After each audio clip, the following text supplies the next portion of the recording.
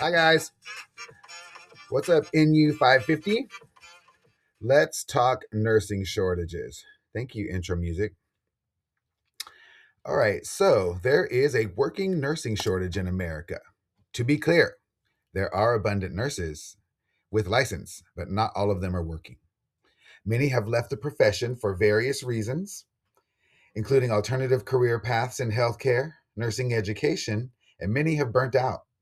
Still, many choose not to work under the current oppression of short staffing, unsafe conditions, and lack of competitive wages. That's by Costa and Freezy from 2022. According to the American Association of Colleges of Nursing, projections of 78,610 unfilled full time registered nurse positions were going to be expected in the year 2025. That article is from the AACN back in 2024. Additionally, as the baby boomer generation moves into retirement, the nursing workforce loses about 70,000 workers every year. That is from House in 2021. As efforts to fill the nursing workforce and highly educated graduates persist, favoring nurses with baccalaureate degrees, organizations must recognize the value of multiple points of entry into the profession. An employer facing staffing shortages would be foolish to overlook licensed practical or vocational nurses and associate degree nurses while searching for a bachelor's degree nurse. Imagine all those abbreviations.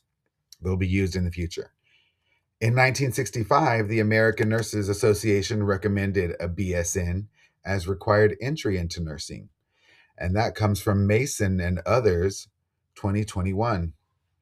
Subsequently, healthcare organizations have implemented retroactive policies requiring established nurses to return to school and obtain their BSN or face dismissal. These were sometimes called BSN in 10 policies, 10 being years. This occurred at St. Luke's Hospital in Kansas City around 2009. The result was that many nurses obtained their BSN, but many others forfeited their bedside positions. This caused what House termed a background shortage, one that was local and self resolved, from his 2021 article.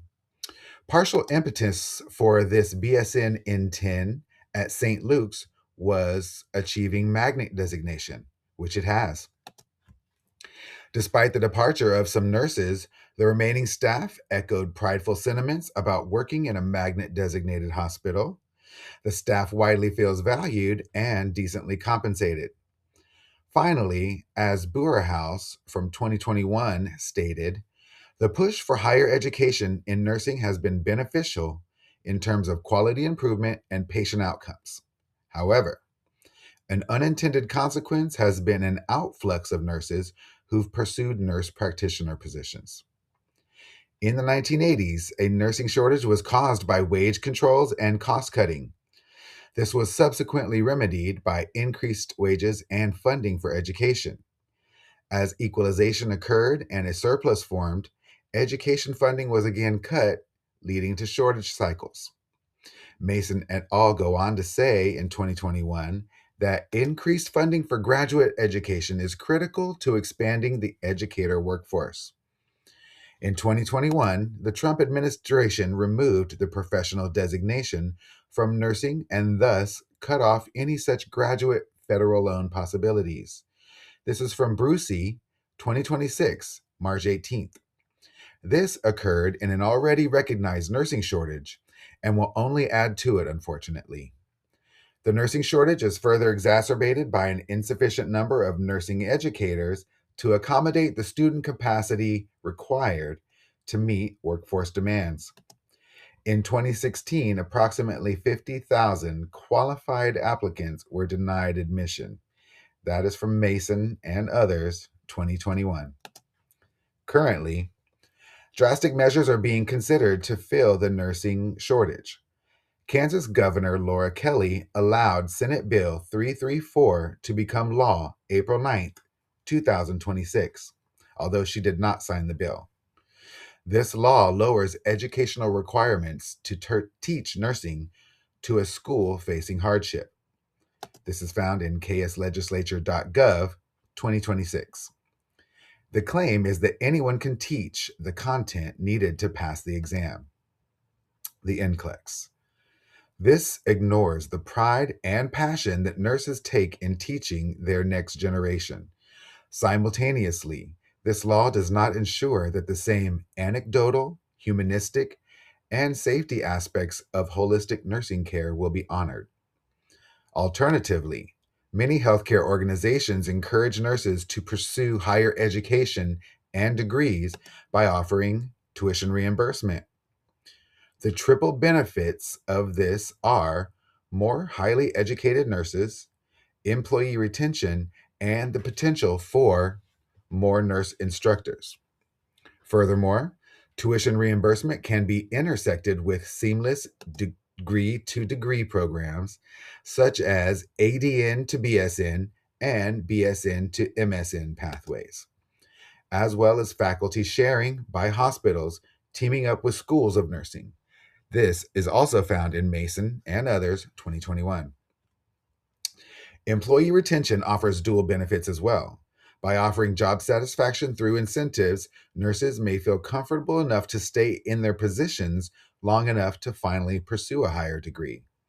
An example of such incentives, nurse residency programs are found to be successful in training newly graduated nurses to practice, and nurses can generally expect a pay increase after completing the residency program. That is an incentive, but of a different type. Nurse leadership programs are also being implemented to retain experienced nurses. This allows nurses to practice skills other than bedside or clinical nursing in favor of autonomy, collaboration, delegation, policy engagement, team building, and systems level thinking. Magnet designation has also engaged nurses to feel more confident and valued in their organizations. Mentorship of new nurses by experienced ones adds to retention efforts and fosters a sense of appreciation by the organization. Unfortunately, with the recognition that heavy emphasis on new graduates working in acute care hospital settings creates staffing shortages in alternative settings, LPNs are often hired to fill gaps in home health and long-term care. Costa and Friese from 2022 mention several strategies to retain nurses, including state or federal mandated maximum nurse to patient ratios, less documentation burden, and scaling back of regulations imposed by governing bodies such as the Joint Commission. A concluding question: can multiple entry points to nursing be maintained while pushing for higher educated nurses? Absolutely. The answer lies in clearly defined roles for each level of nursing, certification, and degree. For example, if healthcare organizations prefer BSN level nurses, they need to pay more competitive wages than for an LPN. If there are shortages in long term care, for example, offer incentives to bring LPN and ADN level nurses on board.